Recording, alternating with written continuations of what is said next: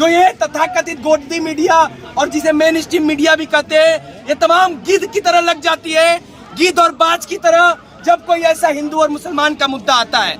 ये लोग अंधे हो जाते हैं जब कोई छात्र आत्महत्या करता है, ये लोग अंधे हो जाते हैं जब कोई परिवार भूख से मरता है, ये मीडिया अंधी हो जाती है जब कोई मजदूर मरता है। इसमें सिर्फ मुसलमान कम्युनिटी नहीं आएगा, इसमें दलित भी आएंगे, महिलाएं भी आएंगी। क्यों? क्योंकि मनुस्मृति इनका अपना जो मेन एजेंडा जो है मनुस्मृति को लागू करना है, और मनुस्मृति महिलाओं को, दलितों को और जो शूद्र कैटेगरी के जिन्हें मानते हैं, जो सो कॉल्ड शूद्र, उनको वो एग्जीक्यूट करने वाले हैं। बीफ बैन के बाद बीफ का एक्सपोर्ट जो है यूपी से वो बहुत बड़ा है। हालांकि ये यहाँ से दिखता है कि बीफ कटना बंद नहीं हुआ है, बीफ का वही चीज है, वो कट रहा है, सब कुछ चल रहा है। बस वो जो आम लोग उसको बेच रहे थे वो बंद होके वो बड़ी कंपनियों के थ्रू एक्सपोर्ट हो रहा है, बड़ा बड़ा प्रॉफिट उससे कमाया जा रहा है। सारे जो हत्यारे, दंगाई और बलात्कारी है, इनके घरों पे ये बुलडोजर कब चलेगा?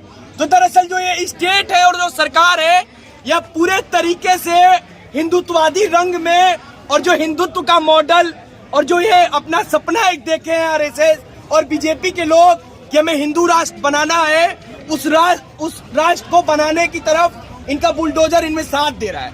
किस प्रकार से तमाम सारे मुद्दों से दिग्भ्रमित करके ये हिंदू और मुसलमान का मुद्दा ला रहे हैं। तमाम सारे मुद्दे हैं दोस्तों, वो चाहे महंगाई हो, बेरोजगारी हो, शिक्षा हो, लेकिन उन मुद्दों पे आज कोई बात नहीं होने वाली है। बेरोजगारी अपने चरम स्तर पे है।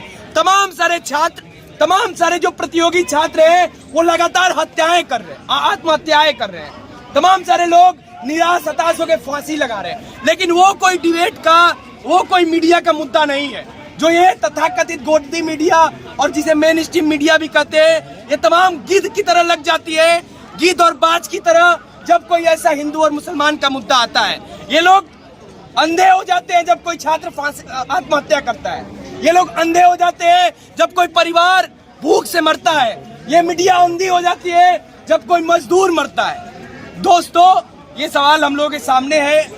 आज देश में जिस तरीके से धार्मिक उन्माद को बढ़ाया जा रहा है, और साथ ही साथ जो हाशिए पर मुस्लिम वर्ग है, जो मुस्लिम धर्म के लोगों को जिस तरीके से उनके घरों को बुलडोज किया जा रहा है, उनके धार्मिक स्थलों को टारगेट किया जा रहा है, तो अभी जो जहांगीरपुरी में हुआ, साथ ही साथ देश के डिफरेंट कोने में, चाहे झारखंड का कोडरमा में जिस तरीके से धार्मिक उन्मादियों ने, विश्व हिंदू परिषद और संघीय गुंडे ने जिस तरीके से किया, वहाँ पर गंदे गंदे गाली एक धर्म को वो टारगेट करके लगा रहे हैं। साथ ही साथ पूरे देश में जैसे ज्ञान व्यापी मस्जिद में ये लोग नए नए टारगेट बना रहे हैं, ताजमहल को ये तेजो महले का नाम दे रहे हैं। ये हमें समझना पड़ेगा कि जिस तरीके से जो संघीय फांसीवाद अब चरम सीमा पर है, आज देश के हर उस लोगों को सामने आना पड़ेगा जो शांति पसंद लोग हैं, और साथ ही साथ अभी सारे जो पॉलिटिकल पार्टीज हैं, पॉलिटिकल ऑर्गेनाइजेशंस हैं, जो बीजेपी का विरोध करती है, सबको एक प्लेटफॉर्म पर आकर संघीय फांसीवाद को आज सिरे से खारिज करना पड़ेगा।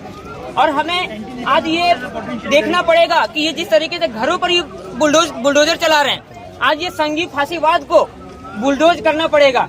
और ये सिर्फ इंडिया में नहीं हो रहा है, पूरे वर्ल्ड में जिस तरीके से फांसीवादियों का एक चरमपंथी ये लोग क्रॉस कर रहे हैं, इस तरीके से भारत में जो उनका एक छोटा सा जूनियर पार्टनर ये बने हुए हैं, इनको खत्म करना बहुत इंपॉर्टेंट पार्ट हमारे जीवन का ये बन जाता है। पूरे ये यूनिवर्सिटीज को टारगेट कर रहे हैं, ये पत्रकारों को तो भाई टारगेट किया, जैसा साथी ने बताया कि पत्रकारों को ये टारगेट कर रहे हैं। कोई भी वर्ग के लोग अगर कुछ भी शांति की बात ये करते हैं, कोई भी लोग अगर जो देश में हाशिए पर लोग हैं, चाहे मुसलमान हो, दलित हो, महिला हो, ओबीसी हो, उनके लिए अगर कोई बात कर रहे हैं तो उनको एंटी नेशनल का नाम दे रहे हैं, और साथ ही साथ उनको एग्जीक्यूट किया जा रहा है। अभी सुप्रीम कोर्ट ने जो एक बात कही कि इसको रोका जाए, ऐसे सिचुएशन में ये हमें समझना पड़ेगा कि जो डेटा कहता है कि हजारों लोगों में से मात्र 6 लोगों को सजा मिली। कहने का तात्पर्य है कि इनका टारगेट कुछ खास कम्युनिटी के लोग हैं, मुसलमान कम्युनिटी के लोग हैं। और इसमें सिर्फ मुसलमान कम्युनिटी नहीं आएगा, इसमें दलित भी आएंगे, महिलाएं भी आएंगी। क्यों? क्योंकि मनुस्मृति इनका अपना जो मेन एजेंडा जो है मनुस्मृति को लागू करना है, और मनुस्मृति महिलाओं को, दलितों को और जो शूद्र कैटेगरी के जिन्हें मानते हैं, जो सो कॉल्ड शूद्र, उनको वो एग्जीक्यूट करने वाले हैं। और ऐसे में अगर आज सब कोई एक साथ नहीं आता है, चाहे कोई भी वर्ग का लोग हो, चाहे वो पत्रकार वर्ग के लोग हो, अभी पत्रकार भी धीरे धीरे उन पे भी टारगेट किया जा रहा है, इसमें कोई कंफ्यूजन नहीं है। इसमें भी कुछ दलाल लोग हैं, और वो दलाल भी अभी जैसे एक अमन चोपड़ा का नाम आया था कुछ दिनों पहले, तो ऐसे लोग जो धार्मिक उन्माद करने वाले हैं, इनके खिलाफ भी हमें आज उठना पड़ेगा और ऐसे लोगों को जवाब देना पड़ेगा। और एकजुटता ही एक ऑप्शन है और हमारे पास कोई ऑप्शन नहीं है। तो इसी एकजुटता की जो हम होप कर सकते हैं और होप करने के साथ अपने आप को हम लोगों के बीच ऑफेंसिव तरीके से लोगों को जोड़ना पड़ेगा। यूनिवर्सिटीज में आवाज उठानी पड़ेगी और स्पेशली जो यूथ कैटेगरी है, यूथ हो या स्टूडेंट्स हो, उनको सामने लाना पड़ेगा। उनकी जिम्मेवारी आज हमें बन जाएगी कि सबको, पॉलिटिकल पार्टी आज जो सोई हुई है, जो पॉलिटिकल पार्टीज को आज सबसे ज्यादा सामने रोड पर, सड़क पर होना चाहिए, आज वो कहीं नहीं जाके सो रही है। तो ऐसे लोगों को भी जगा कर आज रोड पर, सड़क पर लाना पड़ेगा, चाहे कोई भी पार्टी हो, जो भाजपा विरोधी पार्टियां हैं। तो इसी उम्मीद और इसी प्रण के साथ हम लोग जो साथ में आकर और ऐसे ऐसे धरने हो, ऐसे ऐसे सड़क पर हम लोग मार्च कर सकते हैं। यूनिवर्सिटीज में लगातार हमें आवाज उठाना पड़ेगा और आवाज उठाने के बाद ही हम इन संघी फासिस्टों को हरा सकते हैं। अदरवाइज ये लोग अटैक करते जाएंगे। यूनिवर्सिटी को बर्बाद तो कर ही दिया है, इसमें कोई कंफ्यूजन नहीं है। NEP 2020 उसका एक उदाहरण है। नए नए फ्रेमवर्क लेकर आ रहे हैं, तो इनके खिलाफ उठकर इन्हें, हमें संघी फासीवाद को खत्म करना पड़ेगा।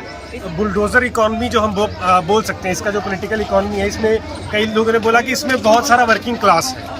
ज़्यादातर किसका हो रहा है, किसका डिमोलिशन हो रहा है, कौन लोग हटाए जा रहे हैं, चाहे वो दिल्ली के अंदर हो, चाहे वो यूपी के अंदर हो, कहीं भी।